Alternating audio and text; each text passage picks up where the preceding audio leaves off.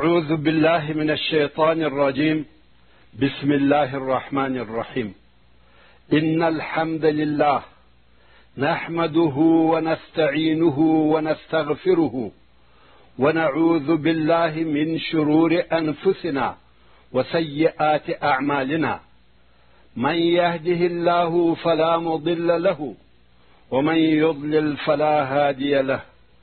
وأشهد أن لا إله إلا الله وحده لا شريك له وأشهد أن محمدا عبده ورسوله صلوات الله وسلامه على سيد المرسلين رحمة للعالمين محمد وآله وأصحابه وأهل بيته أجمعين.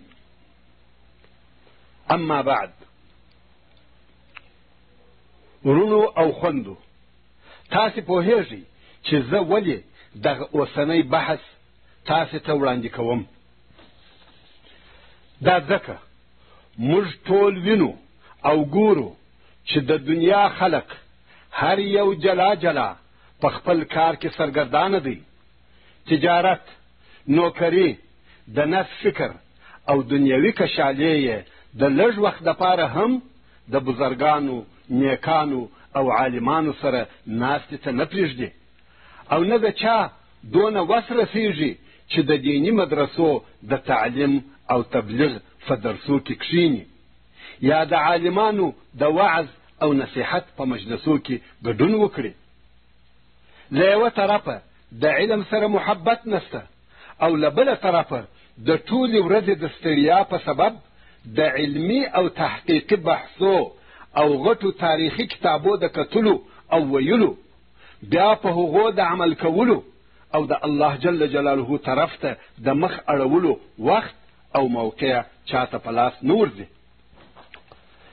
د مکتبو او فاکولتو شاګردان، د سرکاري دفترو موظفین او مامورین د خپل آزاد ماحول او رنګین معاشرې په رنګ سوي دي.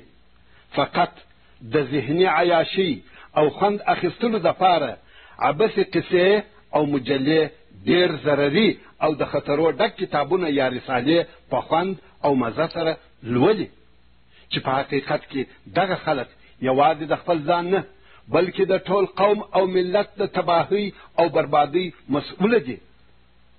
له یوه طرفه د آزاد او شهواني خیالاتو، د بېحیایي او بېدینۍ څخه ډک کتابونه هره ورځ په ډېر شمېر سره چاپېږي، او هغه کتابونه بې له دیني څارنې په ډېر زور او شور سره نشریږي. له بله طرفه د هغو په مقابله کې د بدۍ د مخنیوي او د نیکیو د خپرولو کار د میږي په ګام رهي. ځکه چې زموږ علمي او تحقیقي مرکزونه، د مطالعې او خپرونو ادارې، د تعلیم او تربیې ځایونه، حتی د تعلیمي نصاب شعبې په داسې کارو مشغوله دي چې هلته د باطن په اصلاح کولو، د عبادت په ذوق، د عمل کولو په شوق، د الله جل جلاله د رضا، د صحیح ژوند په فکر، د آخرت په ذکر، د اخلاقو په سمولو، د همت پر زیاتوالي هیڅ نظر نسته. حال دا چې اصلا دغه خبرې د تعلیم مقصد او د شریعت روح بلل کیږي. نو ځکه عام خلق، حتی د دنیوي علومو پوهان، د خپل رب او دین له عظمته او حکمته بې خبره دي، او د اسلامي احکامو په باره کې رنګارنګ افکار او تشویشونه ورته پیدا کیږي. خاصتا هغه خلق چې په کفري ملکو کې د یهودو او نصاراو د معاشرت تر تاثیر لاندې ژوند کوي، خپل رب، خپل دین او خپل آخرت ځینې هیر دي. نن ورځ د ډیرو مسلمانانو د زړو څخه د الله جل جلاله بیره وتلې ده، او مرګ یې هیر کړی دی. یوازې دا نه چې بیره یې د زړو څخه وتلې ده، بلکې د بیرې په عوض او بدل کې یې بې ځایه او بې معنا امیدو په زړو کې ځای نیولی دی، چې دا عینا غفلت او بې خبري ده. دا خو پرېږده چې دوی په خپله په دغو امیدونو ځانونه خطا باسي، بلکې نور بې خبره ځوانان او نوی نسل هم په دغه بې پروا ژوند او خطا ایستونکو خبرو پر ګناهو دلاوره کوي. راسئ چې بحث ولولو او د بحث تر لوستلو وروسته به د واقعي مسلمانانو او د دغې مغروره او خطاوتلې ډلې په فرق پوه سو او په همدغه مناسبت به د دغه بحث نوم د الله جل جلاله څخه بیره کښېږدو. نن ورځ ډېر داسې خلک شته چې د ګناهو او سرکشیو په کولو کې ډېر دلاوره او بې پروا وي، د فرائضو او واجباتو په ادا کولو کې کهاله او تنبل وي. کله چې یوه لویه یا کبیره ګناه ځینې پېښه سي، داسې ورته معلومیږي لکه یو مچ چې پر پزه کښېنستی او فقط د لاس په اشاره سره یې په هوا کړي. دغه خپله لویه ګناه ډېره سپکه ورته معلومیږي. که یې لمونځ پرېښاوه وخاندي، که یې یو حرام کار وکړي په خوشحاله او بې پروا وي، که د واجباتو په ادا کولو کې غفلت ځینې وسي لکه هیڅ بد کار چې یې نه وي کړی. مګر که د دغه بې پروا انسان څخه د حکومت له قانونه یو مخالف کار پېښ سو، یا یې د دفتر یا فابریکې د امیر له امره مخالفت وکړي، یا یې د یوه بل داسې چا له امره مخالفت وکړي چې دته یو دنیوي تکلیف ورکولی سي، دلته نو خبره ډېره درنه او بیره یې ډېره زیاته وي. که چیرې بیا پر ده د یوه بشر له طرفه د کومې جزا امر صادر سي، دلته نو د بیرې او تشویش په سبب د شپې خوب نه ورځي. خو که چیرې بیا دغه سړی د الله جل جلاله په عذاب سره وبېرول سي، هیڅ پروا یې نه کیږي، بلکې ستا د چپولو دپاره په جواب کې درته وایي الله غفور او رحیم دی. دا ولې؟ ځکه د دغه انسان زړه د الله جل جلاله له بیرې څخه خالي دی او دی د الله جل جلاله څخه نه بیریږي. خو دغو کسانو د الله جل جلاله هغه قول هیر کړی دی چې د سورة التوبه په 1 نمبر آیات کې فرمایي: والمؤمنون والمؤمنات بعضهم أولياء بعض يأمرون بالمعروف وينهون عن المنكر ويقيمون الصلاة ويؤتون الزكاة ويطيعون الله ورسوله أولئك سيرحمهم الله إن الله عزيز حكيم. يعني نارینه مؤمنان او ښځې مؤمنان ځینې د دوی د ځینو نورو دوستان دي.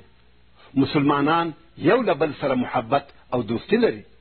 دوی یو او بل په نیکیو سره امر کوي او د بدوی څخه یې منع کوي.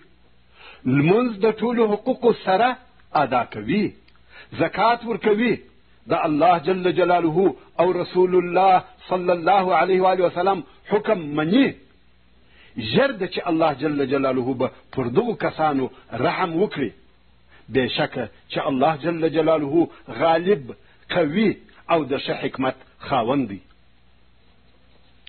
تاسې په تلاوت شوي آیات شریف کې ولیدل چې د الهي رحمت وړ او مستحق کسان هغه څوک دي چې د مسلمانانو سره محبت لري، د امر بالمعروف او نهي عن المنکر وظیفه ادا کوي، لمنځونه پر خپلو وختو او د ټولو حقوقو سره پوره ادا کوي، زکات ورکوي او د ژوندانه په ټولو امورو یا کارو کې د الله جل جلاله او رسول الله صلی الله علیه و آله وسلم اطاعت کوي. د دغه آیات شریف په مدلول سره هغه کسان د دغه الهي رحمت وړ او لایق نه دي چې مسلمانان خطا باسي او هغو ته په تاوان رسېدلو خوښ او راضي وي، او نه هغه کسان وړ او لایق دي چې دوی خو په خپله د امر بالمعروف او نهي عن المنکر وظیفه نه ادا کوي، بلکې که بل چا دغه وظیفه اجرا کول د هغو څخه هم بد وړي. یو قسم او بل قسم تهمتونه پر وایي. دوی د فرض المنځو په ادا کولو کې بې پروا وي، او نه هغه کسان د دغه الهي رحمت وړ او لایق دي چې د الله جل جلاله له طرفه فرض سوی زکات یا خو یې اصلا نور کوي یا یې په کم کاني او څیرې ترازو ورکوي او د ده په ژوند کې د الله جل جلاله او رسول الله صلی الله علیه و وسلم ډېرې نافرمانۍ لیدل کیږي او بیا هم دغه څوک وایي الله غفور او رحیم دی. نو هغه شی چې نن ورځ د ډېرو انسانانو د زړو څخه وتلی او ایسته سوی دی هغه د الله جل جلاله څخه بیره ده. الخوف من الله. ته به دغه بېبیرې انسان ووینې چې یو حرام کار وکړي په ډېره بې پروایي سره ووایي الله غفور او رحیم دی. نه د ده زړه پښیمانه وي او نه یې سترګې اوښکې تویوي او نه یې دننه په زړه کې د الله جل جلاله څخه بیره وي. دا ولې؟ ځکه دی د الله جل جلاله څخه نه بیریږي. الله جل جلاله د خپلو مؤمنو بندگانو صفت کوي او د سورة النور په 6 او 7 نمبر آیاتو کې فرمایي فی بیوت اذن الله ان ترفع ويذكر فيها اسمه يسبح له فيها بالغدو والآصال رجال لا تلهيهم تجارة ولا بيع عن ذكر الله وإقام الصلاة وإيتاء الزكاة يخافون يوما تتقلب فيه القلوب والأبصار. يعني په هغو کورو کې د کورو څخه مقصد مسجدونه دي په هغو کورو کې چې الله جل جلاله حکم کړی دی چې لوړ دي سي پاکي او تعظیم دی وکړل سي او په دغو کورو کې د الله جل جلاله نوم یادیږي او په دغو کورو کې لمونځ کوونکي سهار او ماښام د الله جل جلاله د پاره تسبیح وایي. په دغو کورو کې داسې خلق دي چې تجارت رانیول او خرڅول دوی د الله جل جلاله له ذکر او یادولو څخه نه غافله کوي. د لمانځه د ادا کولو او د زکات د ورکولو څخه په دنیوي کارو او مشغولتیاو نه مشغوله کیږي. تاسې پوهیږئ چې دغه خلق ولې په مساجدو کې ناست دي تهلیل او تکبیر وایي لمنځونه ادا کوي زکات او خیراتونه ورکوي؟ د دغې پوښتنې په جواب کې الله جل جلاله فرمایي یخافون یوما تتقلب فیه القلوب والابصار. ځکه دوی د هغې ورځې څخه بیریږي چې په هغه ورځ کې به زړونه او سترګې د ډېرې بیرې په سبب مضطرب او بېقراره وي. د دغه تلاوت شوو مبارکو آیاتو د ترجمې خلاصه موږ داسې بیانولی سو چې الله جل جلاله د خپلو مؤمنو بندگانو صفت کوي او فرمایي په مساجدو کې عبادت کوونکي بندگان ناست دي سهار او ماښام د خپل رب عز وجل تسبیح وایي. د دنیا کاروبار او نفسانی خواهشات یې نه د تسبیح ویلو څخه نه د لمانځه د ادا کولو څخه او نه د زکات ورکولو څخه منع کوي او پر دغو ټولو ښو کارو سربیره بیا هم د هغې ورځې څخه بیریږي چې په هغه ورځ کې به سترګې او زړونه مضطرب او وارخطا وي چې دا د قیامت ورځ ده. هم ښه کارونه کوي او هم بیریږي. خو متاسفانه او له بده مرغه موږ چې نه مطاعت او عبادت کړی دی نه مو د ګناهو او معاصیو څخه مخ ګرځولی دی بیا هم پوره دلاوره او بې پروایو. یو وخت مې یوه سړي ته د یوه عبث او بېهوده کار تر کولو وروسته د قبر او آخرت د عذابو خبرې شروع کړې خو ده د پوره خبرو تر اورېدلو د مخه وویل وروره دغه شیان چې دا ته وایې د کفارو دپاره دي زموږ مسلمانانو دپاره هیڅ نسته. الله غفور او رحیم دی. سبحان الله.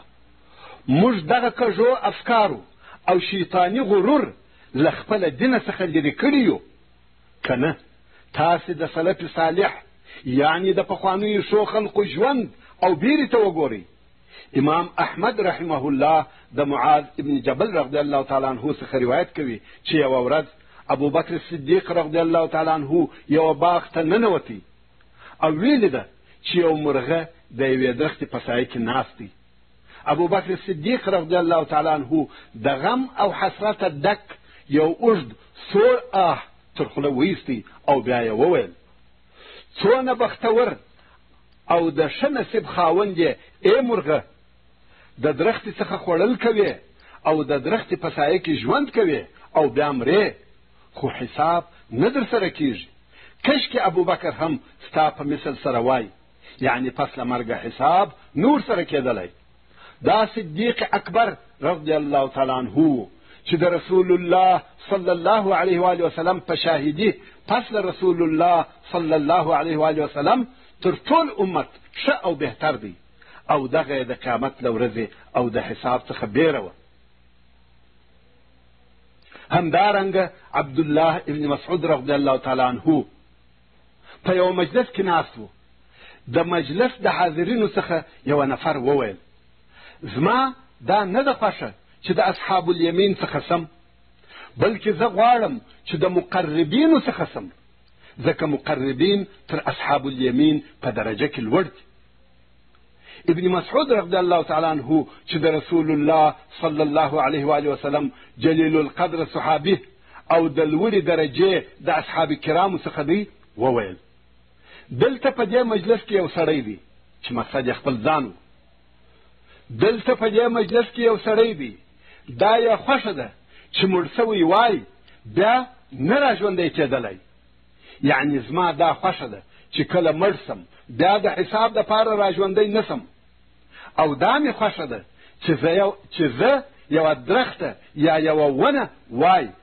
او بیا د نورو ونو پر قسم وچه سوې او هلاکه سوې وای او د قیامت په ورځ د الله جل جلاله حضور ته د حساب ورکولو دپاره نه راژوندی کېدلی یخافون یوما تتقلب فیه القلوب والابصار ځکه دوی د هغې ورځې څخه بیریږي چې په هغه ورځ کې به زړونه او سترګې د ډیرې بیرې په سبب مضطرب او بېقراره وي د قیامت ورځ هغه ورځ ده چې د هغې ورځې په یادولو سره به سلف صالح یعنی پخوانیو ښو خلقو ژړل او کله چې به یوه د دغو ښو خلقو څخه د خوب اراده وکړه د قیامت د ورځې له بیرې به خوب نه ورتلی الله جل جلاله د دغو خلقو حال بیانوي او په سورة سجده کې فرمایي تتجافى جنوبهم عن المضاجع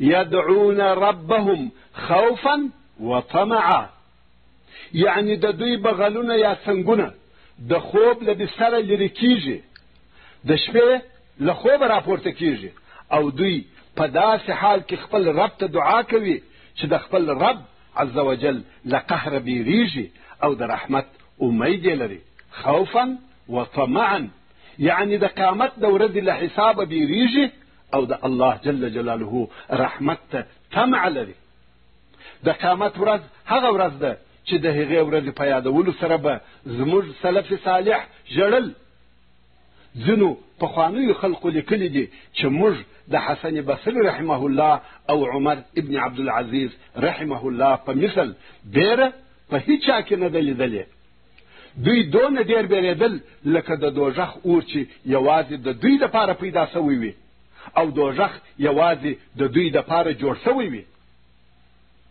ورونو یوه ښه سړي د مخه تر مرګ ډېر سخت او شدید ژړل مور چې یې د ده ژړا ولیدل هغې هم ورسره ژړل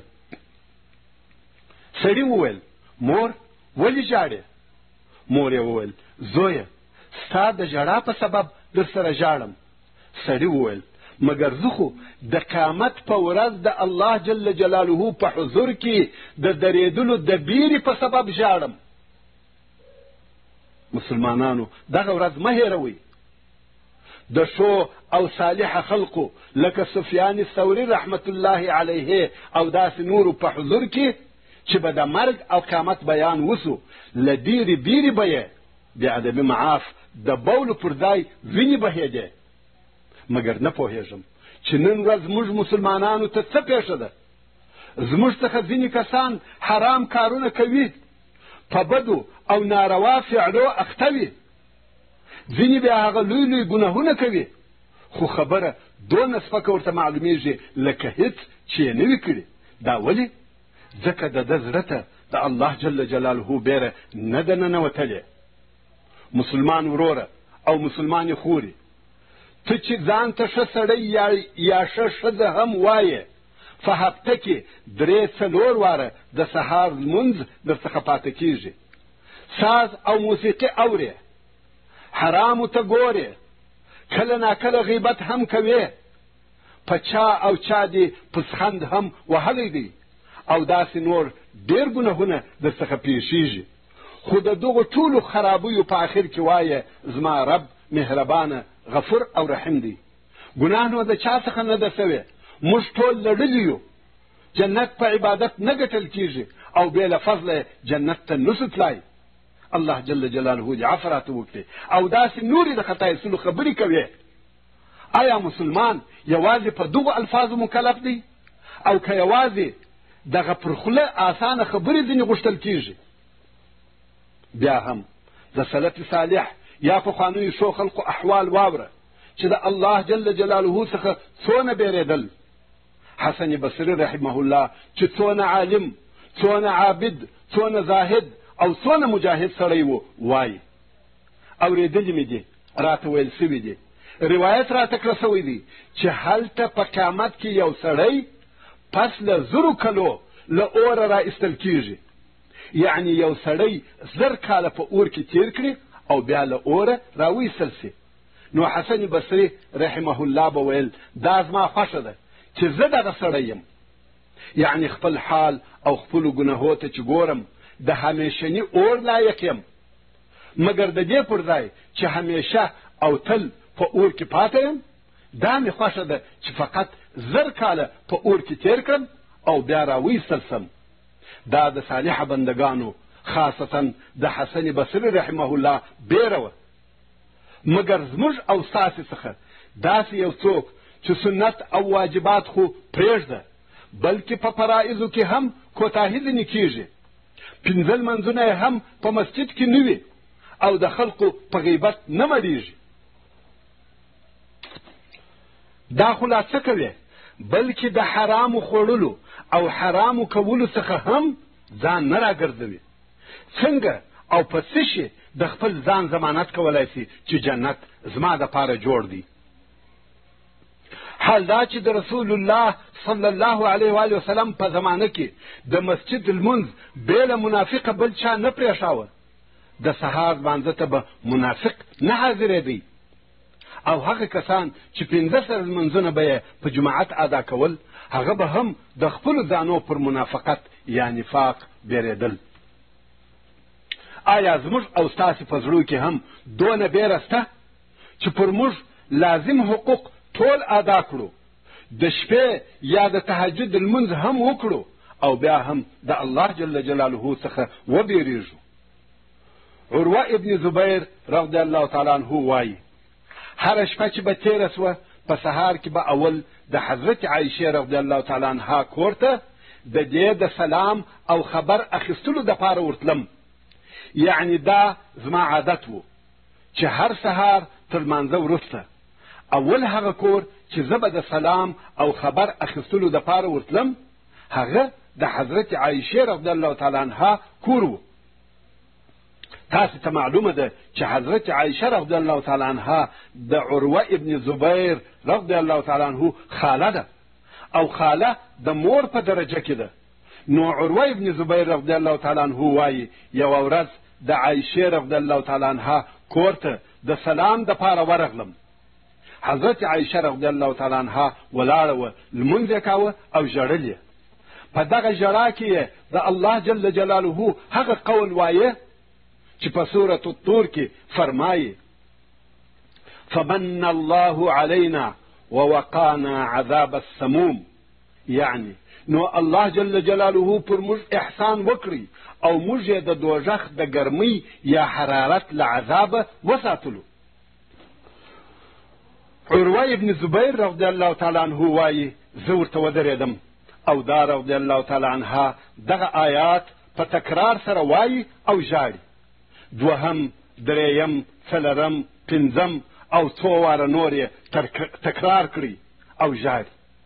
ما د ځان سره وویل چې زه به ولاړ سم او هغه خپل پلانی کار به وکړم، بیا به ورته راسم. نو وایي ولاړم، هغه خپل کار مې اجرا کړی او پس له څه وخته بیا ورغلم. ومې لیدل چې دا رضی الله تعالی عنها پر هغه لمانځه ولاړه ده او هغه آیات په هغه شوق او په هغه ذوق، په هغه سوز او ګداز په ژړا ژړا وایي رضی الله تعالی عنها وارضاها. دا څوک وه؟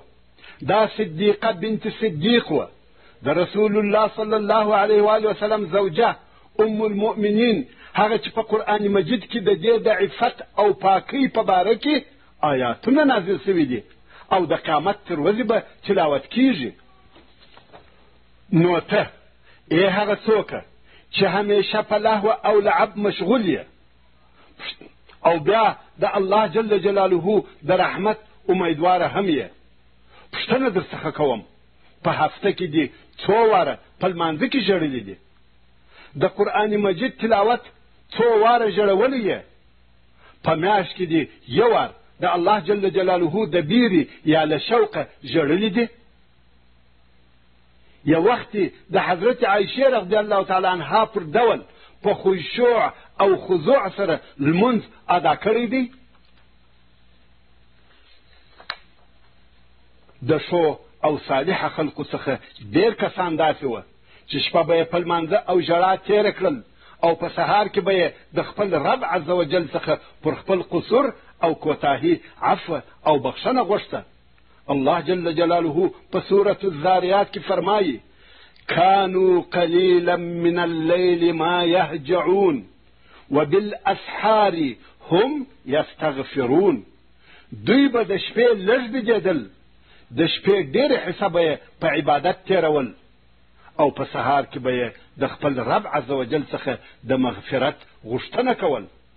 یعنی د شپې ډېره حصه به یې په عبادت تېره کړه او د شپې په آخر کې د سهار په وخت کې به یې د خپل قصور او کوتاهۍ بخښنه غوښتل او ویل به یې الهي ستا د معبودیت حق نسو ادا کولی، هغه قصور او کوتاهي چې زموږ څخه پېښ شوي دي ته یې په خپله مهرباني او مرحمت سره را معاف کړه.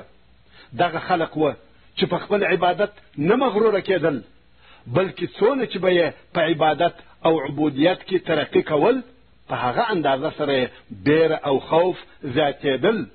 وبالاسحار هم یستغفرون. آیا ته پوهېږې چې دغه عبادت کوونکو به د سهار په وخت کې په څه سبب او د څه شي څخه بخښنه غوښتل؟ پر خپل هغه قصور او کوتاهي بخښنه غوښتل چې د شپې په لمانځه او عبادت کې به ځینې پېښ شوي وه. دغه استغفار یې په دې سبب نه و چې د سهار د لمانځه دپاره یې آمادګي نه درلودل، یا دا چې په شپه کې ګناهونه ځینې پېښ شوي وه، لکه موږ چې شپه په فلمو او سازو تېره کړو او بیا د سهار لمونځ هم راڅخه پاته وي. یا والله دغو خلقو به ټوله شپه په لمانځه او عبادت تېره کړه او په سهار کې به یې عفو او بخښنه غوښته. الله جل جلاله په سورة المؤمنون کې فرمایي والذین یؤتون ما آتوا وقلوبهم وجلة انهم الى ربهم راجعون. یعنی هغه کسان چې ورکړه کوي، زکاتونه او خیراتونه ورکوي، حال دا چې د دوی زړونه بیریدونکي وي، بېشکه چې دوی خپل رب ته ورتلونکي دي. الله جل جلاله په دغه آیات شریف کې د هغو مسلمانانو حال بیانوي چې د خپل مال څخه زکاتونه، خیراتونه او صدقې ورکوي او پر دغه صالح اعمالو سربیره د دوی زړونه په بیره او پریشانی کې وي چې بېشکه دوی خپل رب عز وجل ته ورتلونکي دي. او دغه عمل به مو آیا په الهي دربار کې قبول سي که یا؟ دلته به یو څوک دا فکر کوي چې شاید دغه خلق غله، قماربازه، شرابخواره یا زناکاره وي چې د خیرات او صدقو پر ورکولو سربیره بیا هم بیریږي، لکه څرنګه چې حضرت عایشه رضی الله تعالی عنها هم دغه آیات په اوریدلو سره د رسول الله صلی الله علیه و آله وسلم څخه وپوښتل او ویل یا رسول الله آیا دغه کسان هغه څوک دي چې غلا کوي، زنا کوي، شراب څښي، نو د الله جل جلاله څخه بیریږي؟ رسول الله صلی الله علیه و آله وسلم وفرمایل لا یا ابنة الصدیق، بلکې دوی هغه کسان دي چې لمنځونه کوي، روژې نیسي، صدقې او خیراتونه ورکوي او بیا هم بیریږي چې د دوی دغه عملونه به قبول نسي. یعنی د دوی بیره دا ده چې د قیامت په ورځ به راسي او د دوی دغه ښه عملونه به هباء منثورا وي، لکه پاشل سوی ګرز یا شنل سوی وړی، یعنی عبث او بېهوده به وي. نو دوی به وایي یا رب زما لمنځونه، زما روژې، زما خیراتونه، زما حجونه او عمرې څه سول؟ خو الله جل جلاله به دغه د دوی ښه عملونه عبث او بېهوده ګرځولي وي. تاسې پوهېږئ چې دغه ښه عملونه ولې عبث او بېهوده ګرځي؟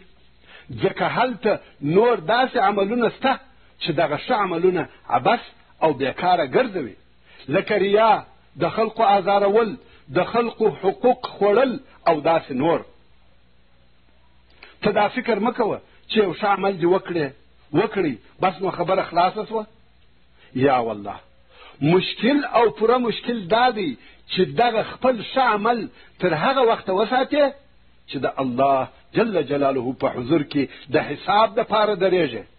آیا تا ته دا نه ده معلومه چې هلته نور داسې عملونه شته چې د هغو په کولو سره دې دغه ښه عمل له منځه ځي او محو کېږي، چې د هغو عملو د جملې څخه یو دا دی چې د الله جل جلاله د محرماتو مرتکب او کوونکی سي، د خپل رب جل جلاله تر سرو اشارو تیر سي او د کم کار څخه چې منع کړه سوی یې هغه وکړي.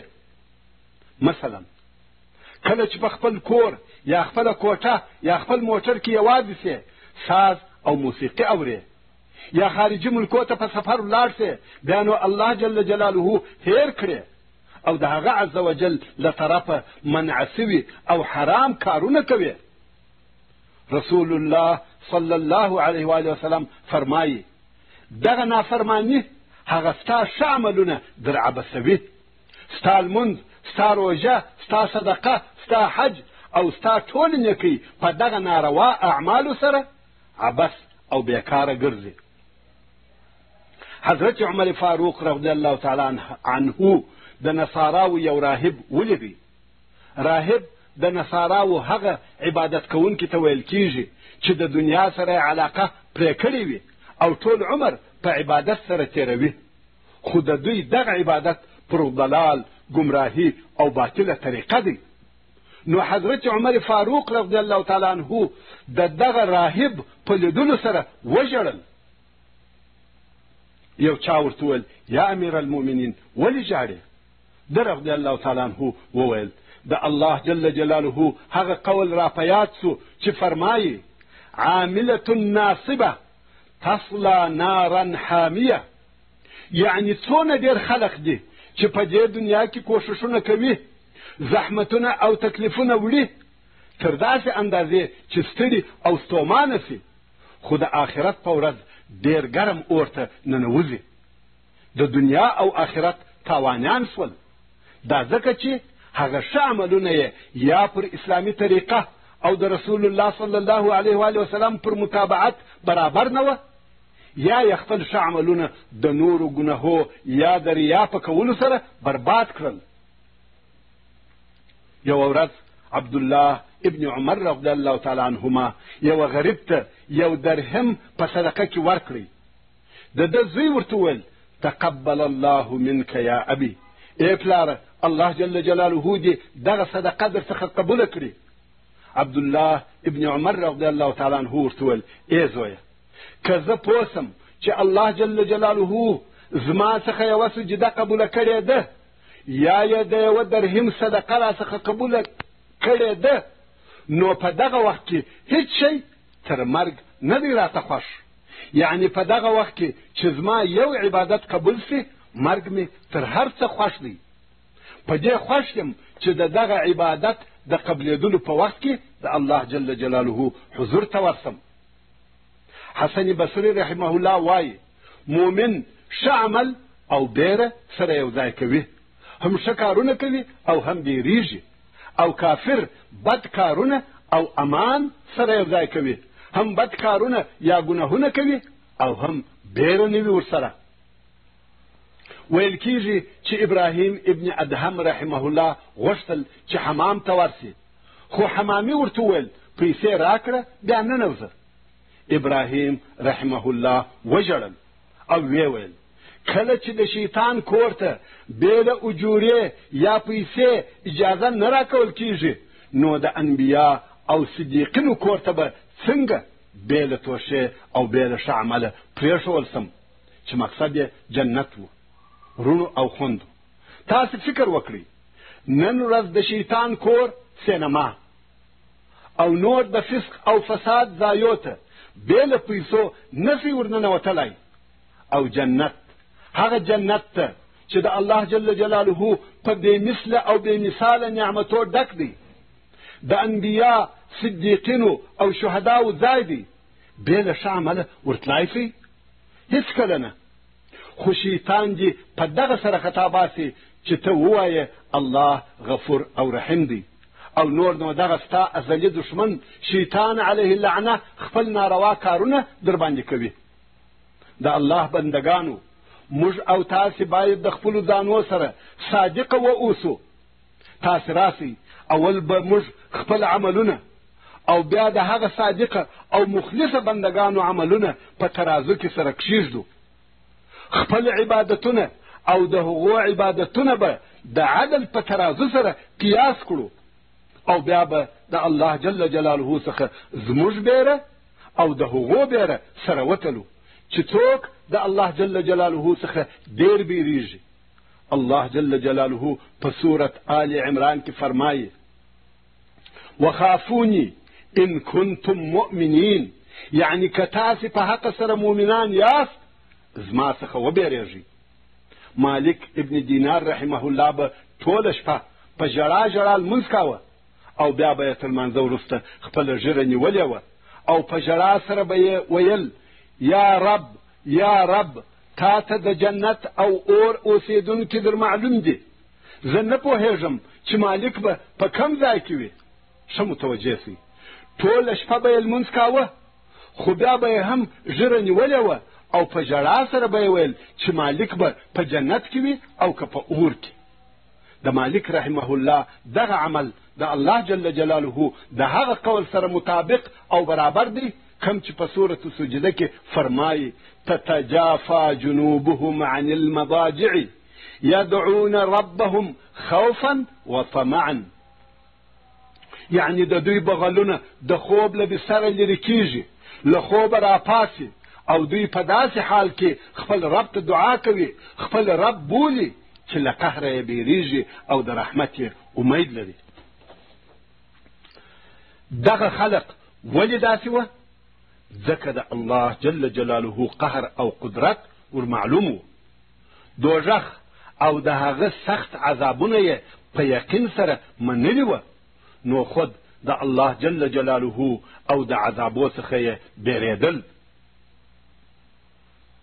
خو بالمقابل موږ چې ورځ په درواغو، د خلقو په خطا ایستلو او د خلقو په آزارولو تېروو، او شپه په ساز او فلمو، په غیبت او ناروا کارو تېروو، بیا هم وایو جنت زموږ دی، دوزخ او د قبر عذابونه د کفارو د پاره دي. زموږ ښه خلق هغه دي چې شپه په قصو، تجارتي بحثو، سیاسي اختلافو او په خوب تېروي. د سهار لمونځ کله په کور کې کړی، کله په مسجد کې، او کله قضا سوی، خو جنت خامخا زموږ دی. د دوی په فکر او ګمان جنت مفت او بې قیمته دی، او د جنت حوري بې مهره او بې ولوره دي. بیا هم د حسن بصري رحمه الله قول تکراروم چې وایي مؤمن مسلمان ښه عمل او بیره سره یو ځای کوي، او کافر بد کارونه او امان سره یو ځای کوي. تاسې د نن ورځې ډیرو مسلمانانو ته وګورئ چې درواغ، غلا، چم، خیانت، شراب څښل، حرام خوړل، د مور او پلار آزارول، د دوستانو سره صله رحمي قطع کول، سود او ربا، حرامو ته کتل، حرام اوریدل، پر خپله کورنۍ او نوکرانو ظلم کول، څونه پکښې نشر دي. او بیا مسجدو ته وګورئ چې د لمونځ کوونکو څخه خالي ولاړ دي. لږ خلک لمنځو او مسجدو ته حاضریږي. او که بیا د دغو مسلمانانو څخه پوښتنه وکړې او بحث ورسره وکړې، په جواب کې به واورې چې الله غفور او رحیم دی. دا ولې؟ ځکه دوی د رب عز وجل څخه نه بیریږي. دا کم غفلت او بېخبري ده، دا کمه ناپوهي او بېپروایي ده. الله جل جلاله موږ ته په خپل کلام قرآن مجید کې د سورت قاف په ډیرو آیاتو کې د قیامت د ورځې حالات بیانوي او په هغو مو خبروي چې د هغې جملې څخه د دغه غافله او بېپروا انسانانو په باره کې فرمایي. کله چې د قیامت په ورځ دغه غافله خلق د خپل رب عز وجل په حضور کې ودرېږي، نو به دوی ته وویل سي چې تاسې د دنیا په خوندورو شیانو مشغوله واست او د دغې ورځې څخه بېپروا او غافله واست، او ستاسې سترګې د خواهشاتو او شهواتو تاریکو پردو در پټې کړې وې. هغه ښوونې چې پیغمبرانو، علماو او واعظانو درته کولې، هغو ته مو هیڅ فکر نه کاوه. نن ورځ هغه پرده ستاسې له سترګو څخه لرې کوو، ستاسې دید او لیدنه ډېره در زیاتوو، تر څو ښه وګورئ او ووینئ کومې خبرې چې تاسې ته کېدلې صحیح که غلطې. ثابته وه او ثابته سوه چې هغه ټولې خبرې رښتیا وې. الله جل جلاله فرمایي: لقد كنت في غفلة من هذا فكشفنا عنك غطاءك فبصرك اليوم حديد. په تحقیق سره ته په دنیا کې د دغې ورځې له عذابه په غفلت او بېخبري کې وې، نو موږ ستا څخه هغه د غفلت پرده ایسته کړل، نو ستا سترګې نن ډېرې تیزې دي، خپل ټول اعمال په وینې. ای د الله جل جلاله عاجزه بنده، د خپل رب او خپل ځان سره صادقه اوسه. د مخه تر هغه چې حساب در سره کیږي د ځان سره حساب وکړه. هغو کسانو ته مه ګوره چې ستا پر شاوخوا دي. ټولنې او جامعې ته مه ګوره چې دوی څه کوي. د خلقو بدو عاداتو او حرامو رواجو ته مه ګوره، ځکه نن ورځ زیاتره خلق په غفلت، بېخبري او بېپروایي کې دي. داسې ورځ باید پر تا نسي تېره چې مخ او شاته ونه ګورې. د مخه تر دې چې حساب در سره وسي، د ځان سره حساب وکړه. الله جل جلاله په سورة الحشر کې فرمایي: يا أيها الذين آمنوا اتقوا الله ولتنظر نفس ما قدمت لغد واتقوا الله إن الله خبير بما تعملون. يعني اے مؤمنانو، دا الله جل جلاله څخه وبېرېږئ او باید هر څوک هغه شي ته وګوري چې د سبا د پاره یې لېږلی دی، او د الله جل جلاله څخه وبېرېږئ. بېشکه چې الله جل جلاله په هغو عملو ښه خبر دی چې تاسې یې کوئ. په تلاوت سوي آیات شریف کې ټول مؤمنان که نارینه وي که ښځې په دې سره امر کړل سوي دي چې د ګناهو د پرېښولو په سبب خپل ځان د الله جل جلاله له عذابه وساتي، او د سبا ورځې یعنی د قیامت د ورځې دپاره خپلو ځانو ته د ښو عملو او عبادتو ذخیره برابره کړي. رب عز وجل فرمایي: فکر وکړئ، وګورئ چې د قیامت د لوی ورځې دپاره مو څه شی ذخیره کړي دي او څه شی مو هغې ورځې ته تر خپل ځان د مخه لېږلي دي چې تر مرګ وروسته مو په کار درسي.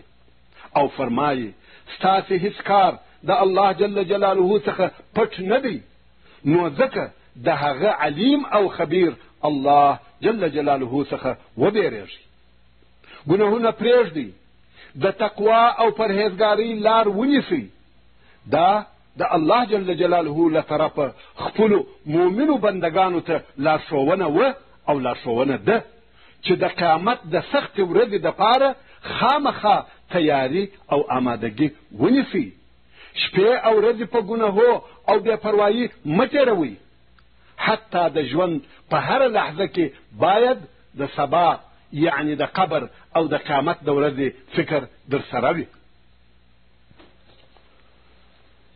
وروره او خوري، الله جل جلاله ستا په هغه شپه خبر دی چې ته د مفلسۍ او مسکنت په سبب د خپل ژوند څخه په تنګ سوې او بیا دې وژړل او ودې ویل یا رب د ټولو ګناهو څخه مې توبه ده. الهي وعده در سره کوم چې بیا به ګناه ونه کړم. الله جل جلاله ستا په هغه لحظه خبر دی کوم چې تا ته لوی مصیبت او تکلیف پیښ و او تا د هغه تکلیف څخه د خلاصېدلو هیڅ لار نه سوای پیدا کولی، نو د خپل رب عز وجل ته نارې وهلې چې یا رب ته مې له دغه تکلیف او مصیبته خلاص کړې، او که د دې تکلیف څخه خلاص وم یا مې فلانی مقصد د سره سو داسې او داسې به وکړم. نو څه سوې هغه ستا توبې او هغه ستا وعدې څه سوې؟ ولې